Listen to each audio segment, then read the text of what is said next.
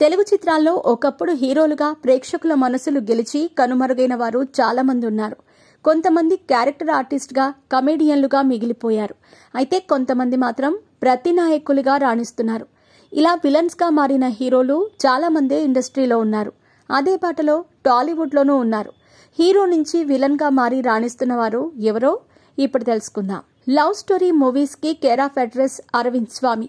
ఎన్నో హిట్ చిత్రాల్లో నటించి తర్వాత బిజినెస్ రంగంలో రాణించారు. రామ్ చరణ్, ధృవ చిత్రంతో విలన్ పాత్రతో తిరిగి చిత్రసీమలో అడుగుపెట్టారు. అప్పట్లో జగపతి బాబు సినిమాలంటే ఫ్యామిలీ ఆడియన్స్ తెగ ఇష్టంగా చూసేవారు. తర్వాత అవకాశాలు లేకపోవడంతో లెజెండ్ చిత్రంతో విలన్గా రెండో ఇన్నింగ్స్ మొదలుపెట్టారు.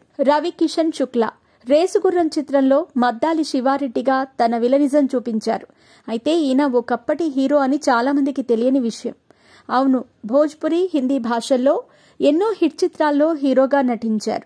ఒకప్పుడు ఫ్యామిలీ ప్రేక్షకులకు దగ్గరైన హీరోల్లో శ్రీకాంత్ ఒకరు.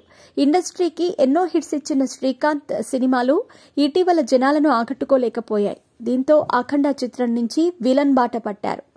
2005లో హ్యాపీ డేస్ చిత్రంతో తెలుగు తెరకు పరిచయమయ్యారు వరుణ్ సందేశ్.